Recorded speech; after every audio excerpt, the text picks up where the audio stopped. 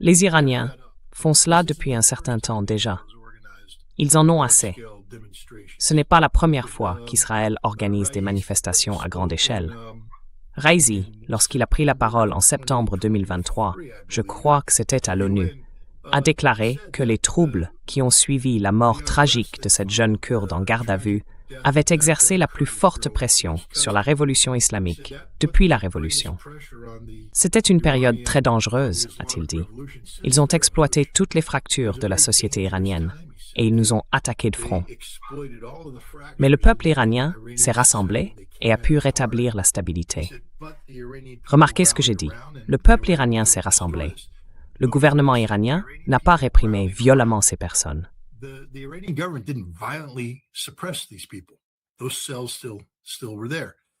Ces cellules étaient toujours là. Elles étaient censées se soulever pendant la guerre de 12 jours en juin. Mais la décapitation n'a pas eu lieu, et les Israéliens les ont gardées en réserve. Mais les Iraniens connaissent tout cela. Tous ces opérateurs de drones qu'ils ont capturés, ils sont morts. Ils ont été pendus, comme ils le méritaient. Et maintenant, ils ont arrêté toutes les personnes qui ont commis des meurtres au nom d'Israël. Israël vient de perdre la plus grande partie de ses atouts. Et c'est pour cela qu'Israël panique en ce moment. Parce que si Trump n'attaque pas, alors Israël ne pourra plus recommencer. C'était censé être le grand coup. C'était censé être le changement de régime. La théocratie n'est pas censée exister encore longtemps.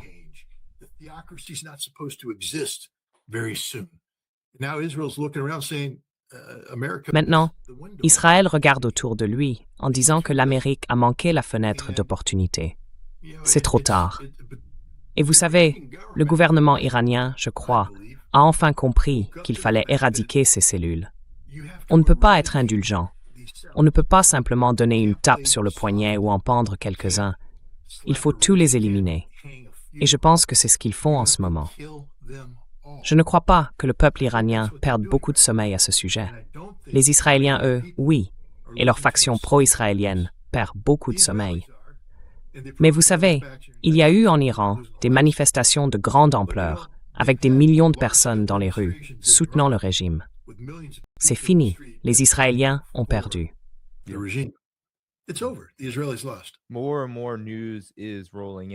De plus en plus d'informations arrivent, et je pense qu'il serait utile pour le public de savoir quelles seraient les conséquences d'une guerre avec l'Iran. Car maintenant, on entend même, et cela me surprend, que cela vient de tomber. Des responsables israéliens et arabes ont suggéré en privé aux États-Unis de retarder les frappes contre l'Iran.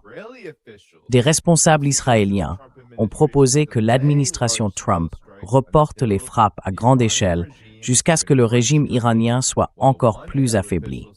Tandis qu'un responsable arabe a déclaré qu'il y avait actuellement un manque d'enthousiasme dans la région pour une action militaire américaine. Mais Scott, il y a des gens qui sont très enthousiastes à l'idée d'une guerre avec l'Iran. Voici Lindsey Graham devant des donateurs sionistes, au moment même où l'on annonçait que Trump pourrait attaquer l'Iran.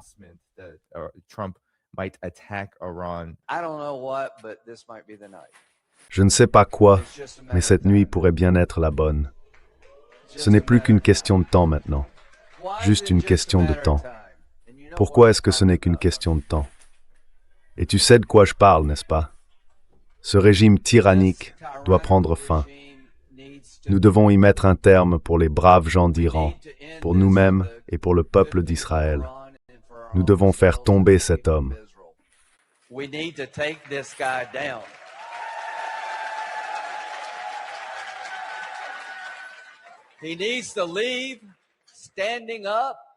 Il doit partir, debout ou allongé, peu m'importe. Il doit s'en aller. Et si nous y parvenons, ce sera le plus grand changement au Moyen-Orient depuis 1000 ans. Hamas disparu, les Houthis disparus, le peuple iranien allié et non ennemi. Le monde arabe avançant vers Israël sans crainte, l'Arabie saoudite et Israël normalisés. Plus jamais de 7 octobre. Je n'ai pas dormi ni mangé depuis 3 ou 4 jours.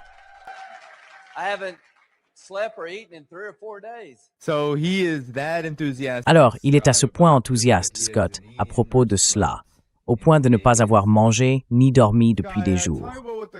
Scott parle des conséquences d'une guerre avec l'Iran. Quelles seraient-elles vraiment? Il semble que de nombreux pays du Golfe, et même certains en Israël, ce qui me surprend, soient très inquiets des conséquences. Les infrastructures israéliennes n'existeront plus une fois que tout cela sera terminé. Les Iraniens ont envoyé des messages de ciblage très clairs vers la fin du conflit. Frapper les capacités de raffinage du pétrole, toucher les installations de production d'énergie et démontrer qu'ils peuvent atteindre avec une précision chirurgicale des cibles très spécifiques. Ils ont détruit, vous savez, un bureau ici, un bureau là. Pour un observateur moyen, cela ressemblait à un simple missile tombant au hasard sur un point de Tel Aviv. Mais pour les Israéliens, c'était bon sang. Ils ont frappé exactement l'endroit où se trouvait ce que nous faisions. Et c'était aussi un signal pour les Israéliens. Les Iraniens savent ce qu'ils faisaient là.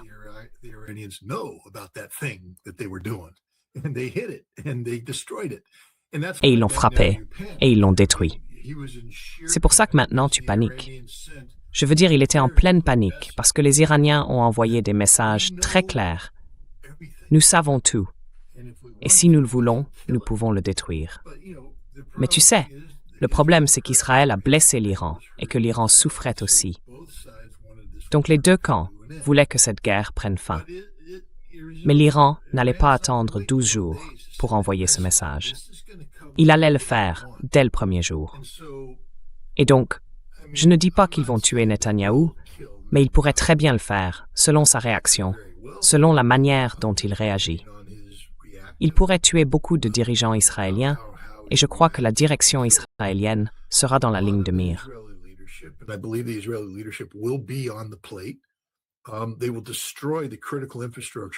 Ils vont détruire les infrastructures critiques d'Israël, y compris jusqu'à Dimona. Peut-être pas le réacteur nucléaire, mais vous savez, en éliminant des cibles très précises, parce qu'il n'y a rien qu'ils puissent faire pour se défendre contre ce que possède l'Iran. Vous pourriez en abattre 1, 2, 3, 4, mais vous ne les abattrez pas tous. Et ils sont tellement précis et tellement puissants qu'Israël sera effectivement rayé de la carte. Vous savez, je veux dire, je me soucie des Américains. Je ne soutiens pas Trump. Mais mon Dieu, il y a des hommes et des femmes là-dehors qui ont prêté serment de servir leur pays. Ils portent l'uniforme de leur pays.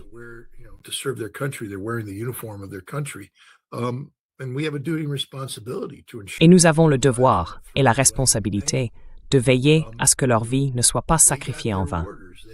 Vous savez, ils ont reçu leurs ordres. Ils ont dû être déployés. Ils doivent accomplir les missions qu'on leur confie.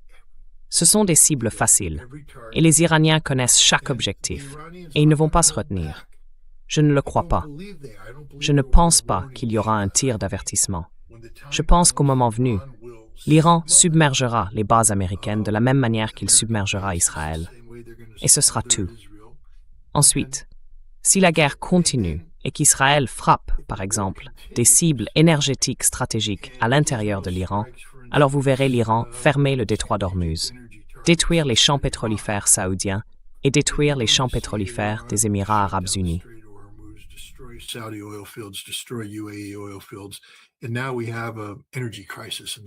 Et maintenant, nous avons une crise énergétique mondiale à laquelle personne n'est préparé. Donald Trump dit « Eh bien, nous avons le Venezuela et le pétrole. Il est encore dans le sol, Donnie. Il est encore dans le sol. Même tes grandes compagnies pétrolières disent qu'il faudra du temps pour en extraire une quantité significative. Il devrait y avoir une leçon pour tous ceux qui s'amusent à faire des bêtises avec les infrastructures pétrolières. Quand on a un pays comme le Venezuela qui produisait, 3 millions de barils par jour à une époque, est-ce que quelqu'un ici connaît l'entretien des puits, la pressurisation, la pression de l'eau, les niveaux d'eau? Que faut-il faire avec un puits une fois qu'on commence à extraire du pétrole pour empêcher l'eau de s'infiltrer et de le contaminer? Quelle pression faut-il maintenir?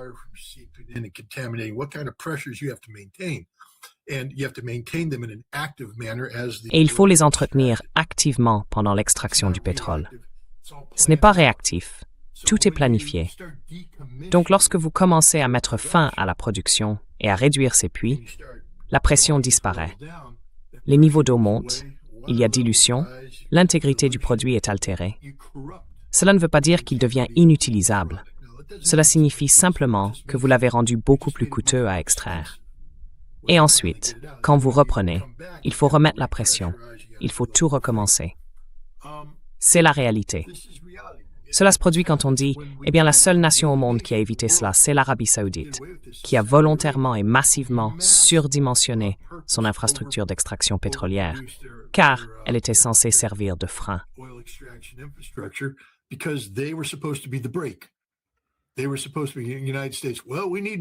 Ils étaient censés être le frein des États-Unis. Eh bien, il nous faut plus de pétrole dans l'économie. Arabie saoudite, augmente un peu la production. Il faut faire bouger les prix. Arabie saoudite, ralentit un peu. Il faut gérer tout ça. Et l'Arabie saoudite le faisait. Elle augmentait ou réduisait la production selon les ordres donnés par les États-Unis. Mais cela exige une stabilité mondiale en matière d'énergie. Quand les États-Unis interviennent et détruisent cette stabilité par la stupidité de leurs sanctions, je veux dire encore une fois, l'Amérique, je regarde autour de moi chez moi. Lumière, lumière, lumière. Énergie, pétrole. Vous savez, plastique, pétrole. Le pétrole est partout. Le pétrole est dans tout ce que nous avons ici. Le pétrole ne sert pas seulement à produire de l'essence. Le pétrole rend la vie moderne possible.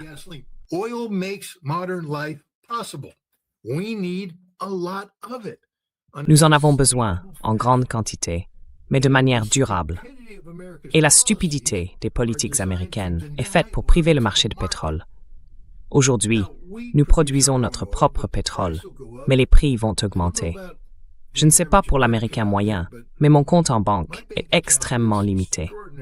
Et quand les prix montent sans que mes revenus suivent, cela signifie que j'achète moins avec ce que je gagne.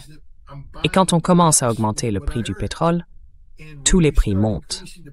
Cela a un effet en cascade. Voilà notre avenir, les amis. Ils vont tuer des milliers d'Américains, des dizaines de milliers d'Israéliens, transformer fondamentalement l'économie du Moyen-Orient comme vous ne l'avez jamais vu, et les répercussions sur notre économie et sur l'économie mondiale seront désastreuses. Joyeux Noël. J'espère que vous en avez profité, car l'an prochain, Vermaraït Tank est ce que vous avez fait.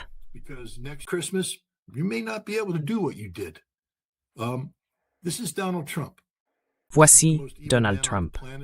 C'est l'homme le plus malfaisant de la planète, l'homme le plus dangereux du monde. Et voici ce qu'il fait aujourd'hui. Ne vous laissez pas berner par ces histoires sur le régime iranien maléfique. Écoutez, la seule fois où Ahmadinejad a été élu président, j'ai un peu cru à tout ce discours du genre « ou Ahmadinejad le méchant ». Mais ensuite, je suis allé en Iran pour enquêter. C'était à l'époque d'Ahmadinejad. Et j'y ai rencontré certaines des personnes les plus formidables du monde. Ils aiment les Américains. Ils se plient en quatre pour être hospitaliers. Ils sont très instruits, modernes. Nous, Américains, pensons à notre niveau de vie. Allez en Iran, les gars. Regardez leur niveau de vie. J'ai conduit sur l'autoroute quittant Téhéran en direction de Qom, vers l'endroit où se trouvait l'installation de Natanz. Il y a une ville à proximité.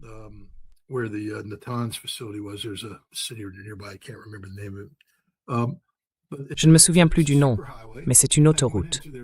Je suis allé dans leur aire de repos, des toilettes propres et modernes. Elles tirent bien la chasse et elles sont propres. Il n'y a pas cette odeur qu'on trouve sur la New York Thruway. Cette odeur d'un ivrogne qui a décidé de rater l'urinoir et d'uriner par terre, et que personne ne nettoie. Ou celle d'un type qui a vidé ses intestins au fond et que tout a débordé. Cela n'existe pas en Iran. C'est propre. Ils avaient de la restauration rapide, mais c'était de la bonne nourriture, de la nourriture saine. L'idée que les Iraniens sont arriérés, qu'ils regardent vers l'Occident pour y trouver un mode de vie supérieur, est totalement absurde. Je suis allé en Iran et j'oserais dire que 99,99% des gens qui critiquent l'Iran aujourd'hui n'y sont jamais allés et ne connaissent pas la réalité de ce pays.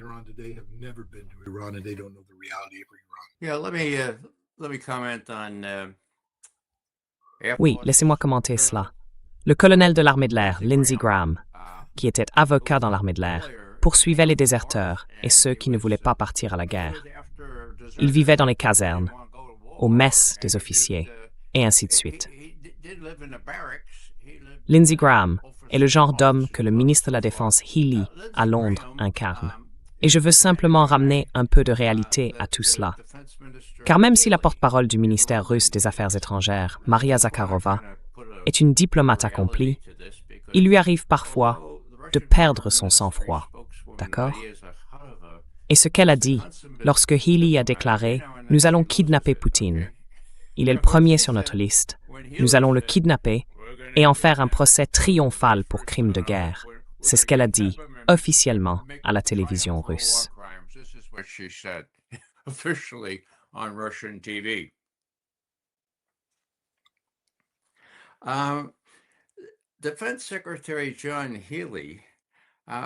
Le secrétaire à la Défense John Healey, ses propos sont, je cite, « les fantasmes humides des pervers britanniques ». Point final. Très bien. Donc maintenant, on a ce genre de choses avec Lindsey Graham. On a ce genre de personnage tout droit sorti d'un casting. Un type à la Dick Tracy, soigné, net, séduisant. Le problème, c'est que si l'on prend cela au sérieux, ou si l'on est obligé de le faire, comme Poutine et Xi, on se dit « Mon Dieu, nous avons un narcissique délirant comme président des États-Unis. Nous ne savons pas ce qu'il va faire. Il n'y a aucun frein. » En réalité, ces gens catalysent son narcissisme et lui donnent l'idée que nous sommes le genre de petits chefs qui le soutiendront quoi qu'il fasse. Et en plus, nous avons plutôt belle allure à la télévision. Alors, nous allons en avoir un peu.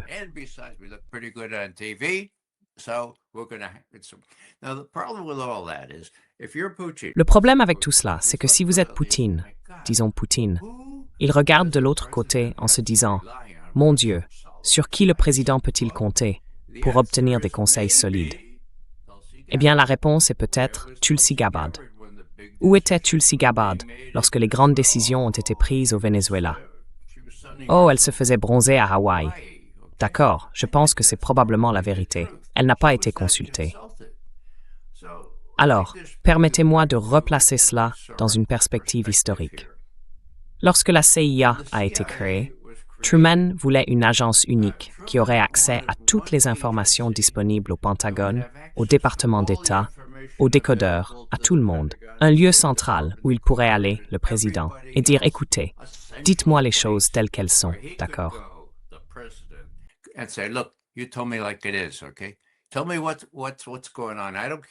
Dis-moi ce qui se passe. Je me fiche de ce que... » Le Pentagone dit que ces soviétiques mesurent 3,60 m, tandis que le département d'État affirme qu'ils ne font qu'1,50 m. Écoute, je te garantis la protection de ta carrière si tu me dis la vérité. Voilà ce que faisaient les analystes. C'est ce que j'ai fait pendant les 2 tiers de ma carrière, jusqu'à ce que Bobby Gates et Bill Casey gâchent tout, d'accord? Mais nous pouvions dire cela au président. Maintenant, qu'en est-il du changement de régime, d'accord? Ah, c'était quelque chose que, lorsque la législation était en préparation, nul autre que George Kennan a dit « Mon Dieu, les Russes, les Soviétiques, assassinent des gens. Il y a toutes sortes de sales coups. »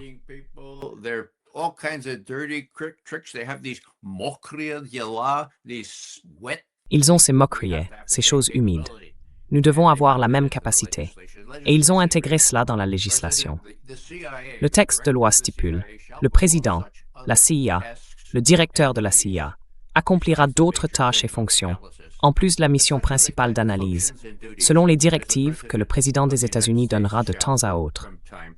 Ainsi, il y a 2 CIA, celle que Tulsi Gabbard a essayé de ressusciter et de rétablir pour l'analyse, et qui a été écartée de cette opération au Venezuela, parce que les agents disaient au président et à tout le monde, « Oui, nous pouvons le faire. »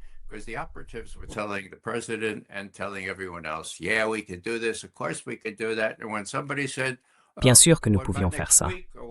Et quand quelqu'un disait « Oh, et la semaine prochaine » ou « l'année prochaine », c'était impoli, c'était hors de question, d'accord?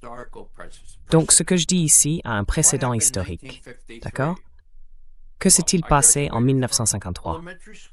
Eh bien, j'ai obtenu mon diplôme de l'école primaire en 1953. J'ai appris plus tard que nous avions renversé une marionnette de tendance de gauche, proche des soviétiques, qui se trouvait être le premier ministre d'Iran, librement et indépendamment élu pour la première fois en 2 millénaires. D'accord? Maintenant, comment s'appelait-il? Mossadegh. Quelle était sa faute? Oh, il a eu l'audace, notez bien, de dire, vous savez, je pense que le peuple iranien devrait tirer un peu plus de profit des richesses sous nos sables. On appelle ça du pétrole. Oui, nous ne devrions pas tout donner aux Britanniques.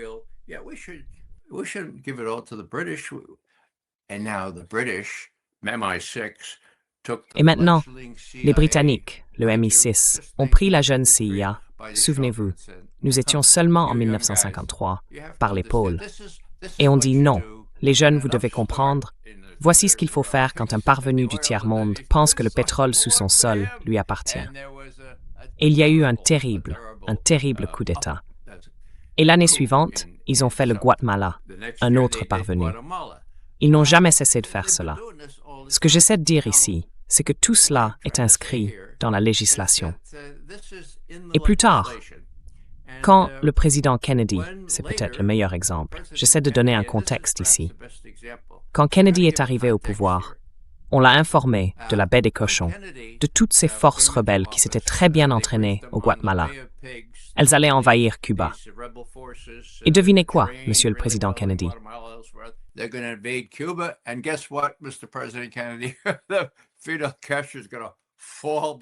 Fidel Castro va tomber parce qu'il y aura une insurrection populaire et nous nous débarrasserons de ces communistes à Cuba.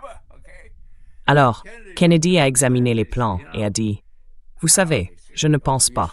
Ah, vous dites qu'Eisenhower l'a approuvé? Très bien, allez-y. Mais écoutez, ne comptez pas sur moi pour autoriser l'usage des forces armées américaines si vous vous retrouvez coincé sur la plage. » Ils se sont alors moqués de lui. Et nous savons, d'après les notes manuscrites d'Allen Dulles, des notes tachées de café retrouvées sur son bureau après sa mort, qu'il avait écrit « Ah ah, quand nous serons bloqués sur la plage, le président n'aura pas d'autre choix que de nous soutenir avec des avions et des troupes, de peur que l'entreprise échoue. » Entreprise. Souvenez-vous, Castro. Alors, était-ce un piège? Qu'a fait JFK? Et c'est ce que tout président devrait faire.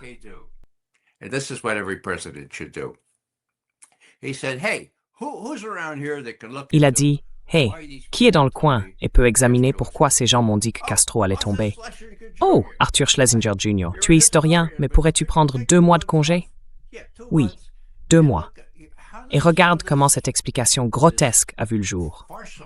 Alors il s'y est mis, en fait, moins de 2 mois. Nous avons maintenant le mémo. Schlesinger à Kennedy. Eh bien, Monsieur Kennedy, je déteste vous dire cela, mais la division d'analyse de la CIA a été complètement écartée de toute cette affaire. On ne les a même pas informés que cela allait se produire, encore moins consultés sur, par exemple, la possibilité que Fidel Castro soit victime d'une insurrection populaire. Tous les analystes ont dit que c'était insensé, que cela n'arriverait jamais, mais on ne les a pas consultés.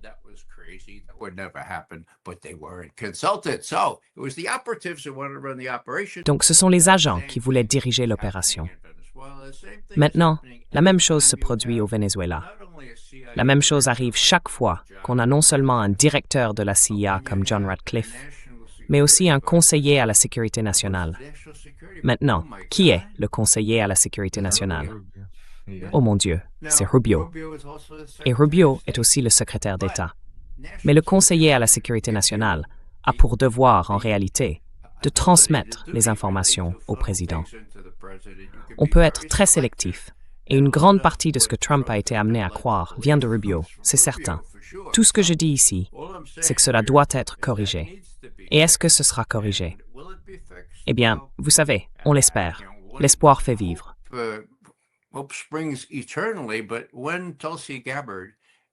Mais lorsque Tulsi Gabbard se révélera avoir eu raison à propos de ce genre de choses, lorsque ces notes d'analystes sur le Venezuela pourront être retrouvées dans les ordinateurs, je pense qu'il y a une chance qu'il y ait un règlement de compte. Et surtout, si le Venezuela devient le nouveau Vietnam des États-Unis, et je suis presque sûr que ce sera le cas, à moins qu'il n'arrête tout immédiatement.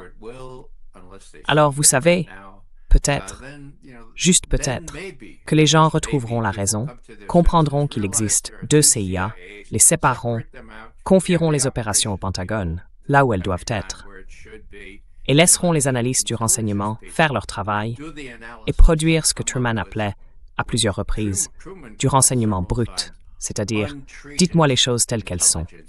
Ne les enjolivez pas, ne les déformez pas.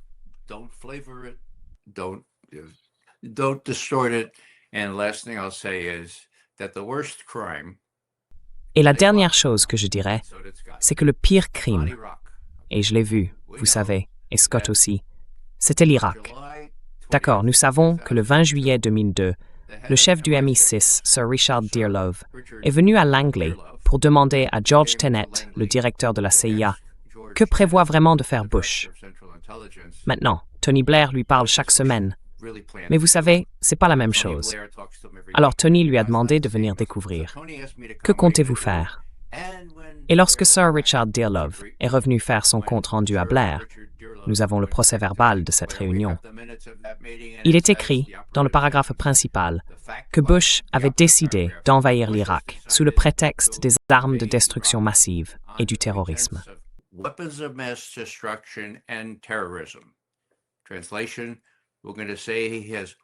Traduction. Nous allons dire qu'il possède des armes de destruction massive et qu'il va ensuite les donner à des terroristes. Nous allons associer Saddam Hussein au 11 septembre. Cela fonctionnera à merveille. Et puis la phrase décisive. Mais les faits et l'analyse sont façonnés en fonction de la politique. Donc Blair le savait, Tenet le savait, et ils l'ont fait quand même. Le moment le plus triste pour moi a été de voir mes anciens collègues, qui avaient participé à cette fraude, recevoir des promotions et des récompenses pour avoir élaboré une estimation nationale du renseignement frauduleuse dès le départ, et dont ils savaient qu'elle l'était.